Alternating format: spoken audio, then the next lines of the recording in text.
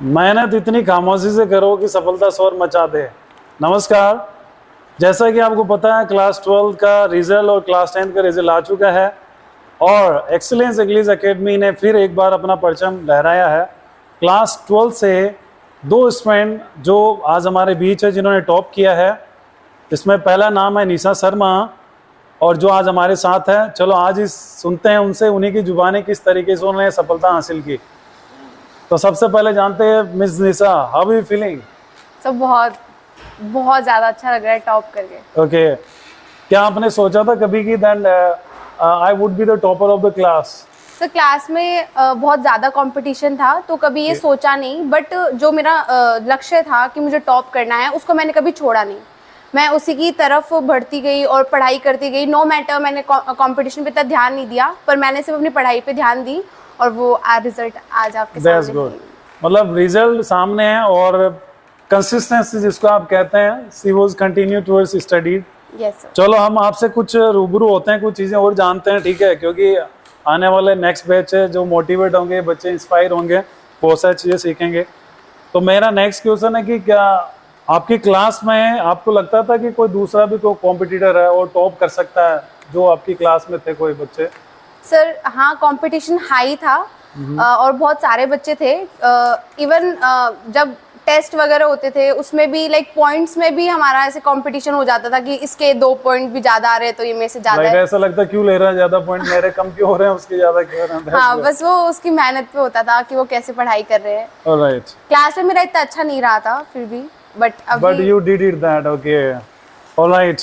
चलो हम ये जानना चाहते हैं, सिंपल सा क्वेश्चन होता है कि कितने घंटे आपने पढ़ाई की जिससे कि आपने ये 96 क्लास 12 में लेके आए और ये सफलता हासिल की? सर स्टार्टिंग के अंदर देखो, कंसिस्टेंसी को मेंटेन करना थोड़ा प्रॉब्लम क्रिएट कर रहा था, तो मैंने स्टार्टिंग में 3-4 आवर्स तक मैं करती थी जितना मेरे से हो पाता था। बट एंड के जब वो 3-4 जब मंथ्स रह गए थे, उसमें प्री बोर्ड थी और बाकी प्रिपरेशन भी थी, तो मैंने अपनी लाइब्रेरी ज्वाइन की और वहाँ पे मैं 6 to 7 आवर्स कंटिन्यू पढ़ती थी। मतलब separately you studied that 6 to 7 hours, that's good. मतलब टॉप करने के लिए आपको लगभग 6 से 8 घंटे तो आपको पढ़ना पड़ेगा, then you can be the topper. बहुत बढ़िया है। और आपके पढ़ने का स्ट्रेटजी क्या रहा? मीन्स किस तरीके से आपने पढ़ाई की, प्लान स्टडी की, या किस तरह से आपने अपने आप को इन चीज़ों से बाहर निकाल गए during the exam time? Sir teachers का जो बताया हुआ टाइम मैनेजमेंट, आपको कौन से टॉपिक्स पे ज़्यादा ध्यान देना है, वो टीचर्स हमेशा हमारे को गाइड करते रहते थे कि बेटा तुम्हें ये करना है, वो करना है। और अगर हमें कोई डाउट है तो वो उसको उसी टाइम पे क्लियर करते थे, हमेशा हमारे साथ रहते थे। तो इससे हमें पता चलता था कि इस टॉपिक पे इतना देना है, इसको इतना कवर करना है, तो उस हिसाब से वो हो जाता था। Right, okay.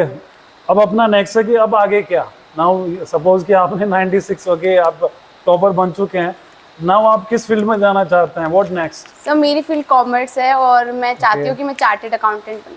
That's good. तो बहुत बहुत शुभकामनाएं हमारी, okay, best wishes for your bright future. अपनी सफलता का क्रेडिट आप किसे देना चाहते हैं? सर क्रेडिट मेरे पेरेंट्स, मेरी फैमिली, स्कूल और टीचर्स। स्कूल का इन्वायरमेंट बहुत ज़्यादा अच्छा है। जो मेरे टीचर्स हैं उन्होंने बहुत ज़्यादा मेहनत की है, रोज़ पेपर बनाना, रोज़ टेस्ट लेना, फिर ये बताना कि तुम्हारी गलती कहाँ पे है, वो सब उन्होंने किया। तब हम उस गलती को सुधारने के ये था कि हाँ अब यहाँ पे ये वाला नहीं करेंगे, नेक्स्ट टाइम ये नहीं हो पाएगा, तो वो बहुत ज़्यादा था। सुन लो बच्चों, आप भी देखो टीचर्स को जानते होंगे वो कितना मेहनत करते हैं कि पेपर बनाते हैं, पेपर सेट करते हैं, सुबह जल्दी आना, सिलेबस बनाना। तो ये आपके लिए भी है कि टीचर्स को अंडर एस्टिमेट मत करो, जस्ट स्टडी करो, तब जाके आपको सफलता मिलेगी। एक लास्ट क्वेश्चन आपके लिए कि हमारे जो नए न्यू बैच वाले जो बोर्ड स्टूडेंट आने वाले हैं 10th 12th के, उनके लिए कोई मैसेज? सर बहुत सारे बच्चे जब मेरी क्लास में थे वो ऐसे बोलते थे कि प्री बोर्ड्स को स्किप कर दो, आप ना स्कूल में रेगुलर मत रहो, डमी रहो, आप और कोई कोर्सेज में, अगर आपको टॉप ही करना है तो आप ऐसा मत करो, आपको रेगुलर आना भी पड़ेगा, अपनी रेगुलरिटी को मेंटेन भी करना पड़ेगा, और जैसा टीचर बोल रहे हैं उनके आंख बंद करके विश्वास करना पड़ेगा। अगर वो प्री बोर्ड ले रहे हैं वो सही के लिए ले रहे हैं, आपको उससे आपकी गलती ही पता चलेगी। तो जो कॉम्पिटिटर्स जो मेरे से पीछे रह गए उनका एक ही रीज़न है, वो रेगुलर नहीं थे। करेक्ट। तो रेगुलरिटी, कंसिस्टेंसी बहुत इंपॉर्टेंट है। तो ये थी निशा शर्मा जिसने क्लास 12th में रिजल्ट, सीबीएसई रिजल्ट 2023-24 में टॉप किया और 96% वो लेके आई। तो बहुत बहुत शुभकामनाएं निशा, Thank you. और हम चाहते हैं कि भविष्य आपका बहुत ब्राइट हो और फ्यूचर बहुत सिक्योर हो। Wish you all the very best and thank you very much for Thank you, connecting sir. With us.